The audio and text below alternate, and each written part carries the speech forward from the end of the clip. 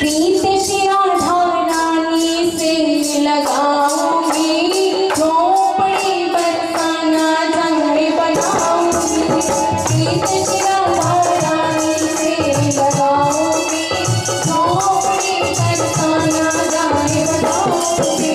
प्रीत शिरा धारानी से लगाऊंगी, झोंपड़ी बरसाना जंगल बनाऊंगी।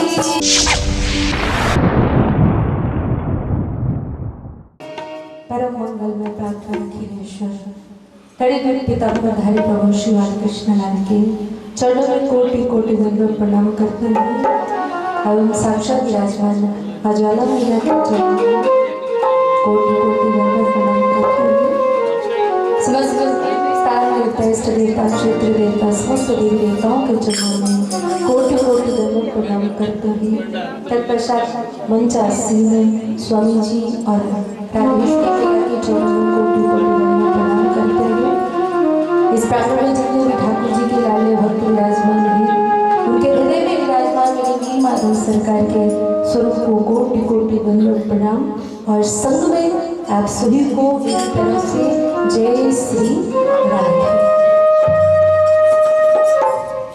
बड़ा ही पावन दिवस, काफी दिनों से आप श्री जी का और ज्वाला मैया का नाम उच्चारण कर करके परम आनंद की अनुभूति कर रहे हैं, लेकिन ये समय जो है बहुत कम लोगों को मिलता है।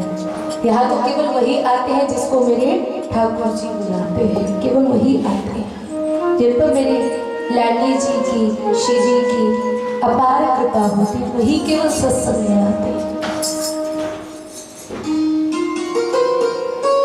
जो ठाकुर जी की निष्काम भक्ति करते हैं, जिस दिन से हम आए हैं केवल इसी बात पर हम बल दे रहे हैं, किसके ऊपर कि हमें निष्काम भक्ति करनी चाहिए, मन में भाव होना चाहिए, सच्चा प्रेम ठाकुर जी के प्रति होना चाहिए। इसी के ऊपर मैं ज्यादा बल दे रही हूँ। क्यों? क्योंकि यदि मन में भाव नहीं होगा, अब जितना मर्जी करते रहो, ठाकुर जी की सेवा करते हो, जब तक मन में भाव नहीं है ठाकुर जी प्रसन्न होने वाले नहीं है। कल आप सभी ने विदुर जी की कथा को श्रवण किया कि कैसे विदुरानी ने भाव से ठाकुर जी को केलों के छिलकों का भोग लगा दिया और हमारे ठाकुर जी भी उस भाव में बह गए। उनको भी पता नहीं कि विदुरानी ने हमें क्या खिलाया। ऐसे भक्त वत्सल भगवान कहीं मिलने वाले नहीं है महाराज। यदि आप दुनिया में ढूंढने चलोगे ना कि कोई ऐसा हमें मिल जाए, तो कोई मिलने वाला नहीं है। तो निष्काम भक्ति कहते किसको है?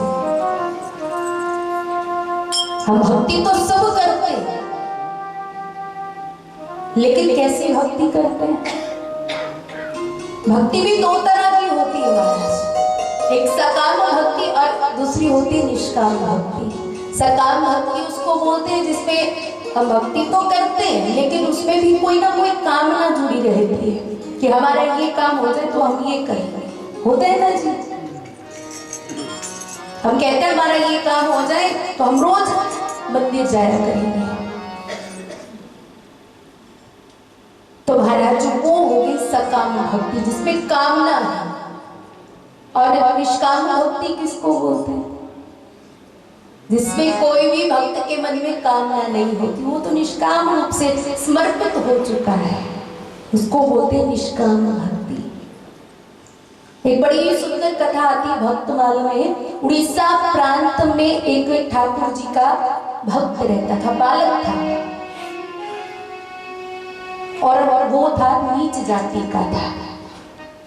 दासिया बाउरी उसका नाम था। देखिए जगन्नाथपुरी में नीच जाति के लोगों को कहते कि प्रवेश नहीं है, तो दासिया बाउरी जगन्नाथ जी को बहुत मानता था। एक बार उसके बगीचों में ना बड़े सुंदर सुंदर आम लगे, तो उसके मन में भाव आया कि आज मैं अपने जगन्नाथ जी को इन आमों का भोग लगाऊंगा। अब उसने क्या कि बड़े प्रेम से सुंदर सुंदर आम के फल चुने और टोकरी को भर लिया और मंदिर के द्वार के पास जाकर खड़ा हो गया और टोकरी दूसरे उठा रखी है।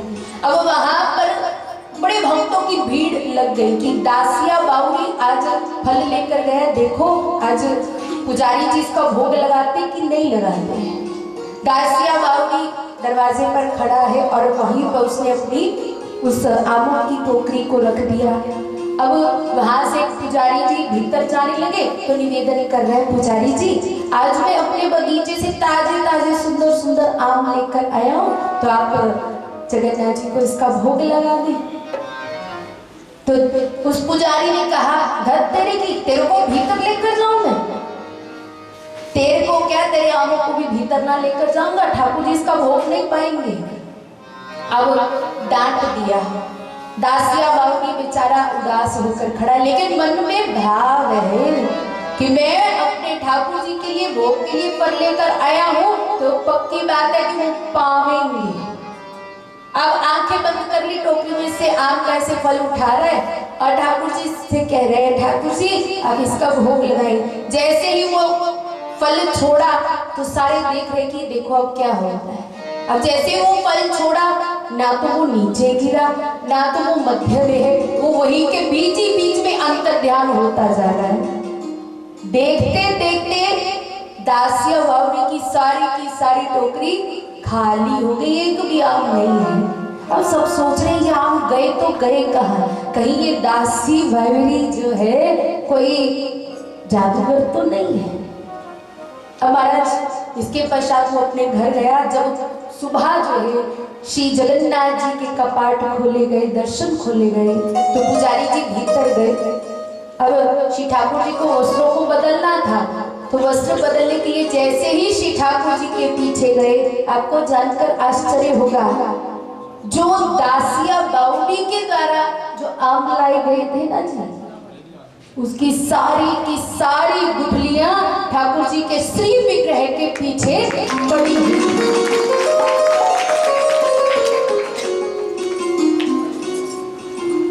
पूरा ढेर लगा हुआ है। अब महाराज पुजारी जी कहने लगे, ठाकुर जी ये क्या, ये गुठलियां कहाँ से आ गई? तो श्री ठाकुर जी के विग्रह से आवाज आई, तूने दासिया बावड़ी को भीतर नहीं आने दिया ना, तो भाव से वो फल लेकर आया था। भाव से यदि कोई मेरे पास एक पत्र भी लेकर आता है, उसको भी मैं स्वीकार करता हूँ।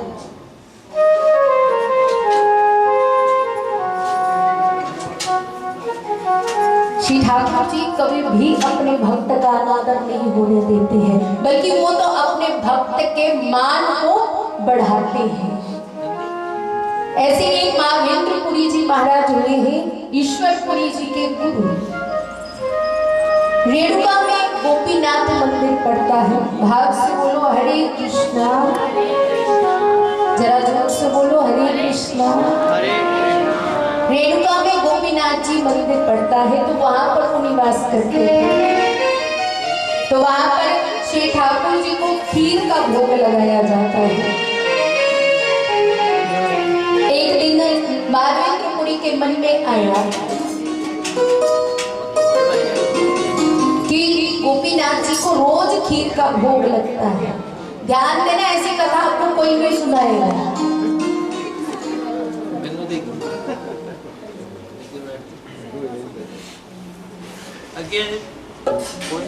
बड़ी बांके बिहारी लाल की। आपको कथा सुननी है या नहीं सुननी, ये बता दो। मुझे लग तो नहीं रहा है कि सुन रहे, कोई आ रहा है उसको देख रहे हैं, कोई जा रहा है उसको देख रहे हैं। कथा ऐसे थोड़ी ना सुनी जाती है। कथा सुनने का मतलब ये होता है कि उसको ध्यान पूर्वक सुनो, उसको समझो, क्योंकि ये भक्तों की कथा है, जिन भक्तों ने ठाकुर जी को पाया है। यदि हमें भक्त बनना है, ठाकुर जी को प्राप्त करना है, तो सबसे पहले उनके भक्तों के विषय में हमें जानना जरूरी है। तब जाकर हम ठाकुर जी के विषय में हम जान सकते हैं। ठाकुर जी को पाना कोई आसान बात नहीं है महाराज। जितने भी भक्त हुए, कितने कितने उन्होंने दुख कष्ट सहन किए, तब जाकर श्री ठाकुर जी को उन्होंने प्राप्त किया है। आज माधवेंद्रपुरी जी के मन में आया कि मुझे श्री ठाकुर जी का जो खीर का भोग प्रसाद है वो मिल जाता, ये मन में भाव आया। लेकिन जैसे ही वो अपनी कुटिया में पहुंचे तो गलानी हुई कि हाय हाय, मैंने कैसे सोच लिया कि श्री ठाकुर जी की खीर मुझे मिल जाए। अब पूरे रात गलानी में बीतने लगी, खाना पीना सब छोड़ दिया। दूसरे ही दिन पुजारी जी के सपने में गोपीनाथ जी ने आकर कहा, पुजारी के स्वप्न में आकर कहा कि ऐसे ऐसे माधवेंद्रपुरी जी हैं, तो मैंने जो खीर का भोग आपने रखा था अपने श्री विग्रह के पीछे चुरा कर रख लिया था, तो आप आओ और उस प्रसाद को लेकर माधवेंद्रपुरी जी को दे दो। अब पुजारी जी प्रातः उठे तो देखा श्री विग्रह के पीछे वो खीर का प्रसाद पड़ा हुआ है, तो वो उठाया और माधवेंद्रपुरी जी के पास वो खीर का प्रसाद लेकर गए। अब माधवेंद्रपुरी जी को पता लगा कि मेरे लिए, मुझे अधम के लिए श्री ठाकुर जी ने खीर को चुराया। अब ये शरीर में ज्यादा दिन तक नहीं वैसे शरीर में रह सकता, क्योंकि मेरे कारण श्री ठाकुर जी ने चोरी कर ली। गोपीनाथ जी ने जिस दिन खीर चोरी की उसके कारण गोपीनाथ जी का नाम पड़ गया खीर चोरा गोपीनाथ। बोलिए खीर चोरा गोपीनाथ की जय हो। तो इसको बोलते निष्काम भक्ति, कि ठाकुर जी हमारी भक्ति को देखकर जो है हमारे ऊपर कृपा करे और अपने ही प्रसाद को चुरा कर अपने श्री विग्रह के पीछे रख दे। तो ऐसा भाव मन में होना चाहिए। और कई भक्त ऐसे श्री ठाकुर जी के चरणों में क्या प्रार्थना करते हैं, आइए भाव से ताली बजाते हुए। प्रीत श्री राधा रानी से लगाऊंगी, झोंपड़ी बरसाना जंगल बनाऊंगी। प्रीत श्री राधा रानी से लगाऊंगी, झोंपड़ी बरसाना जंगल बनाऊंगी। प्रीत श्री राधा रानी से लगाऊंगी, झोंपड़ी बरसाना जंगल बनाऊंगी। प्रीत श्री राधा रानी से लगाऊंगी, झोंपड़ी बरसाना जंगल बनाऊंगी।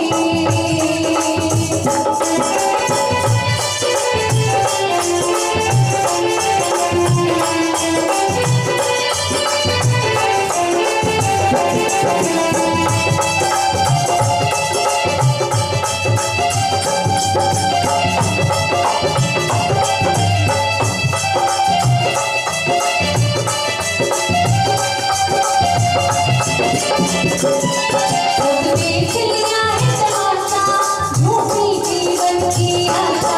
सब देख लिया है तमाशा, झूठी जीवन की आशा। सब देख लिया है तमाशा, झूठी जीवन की आशा।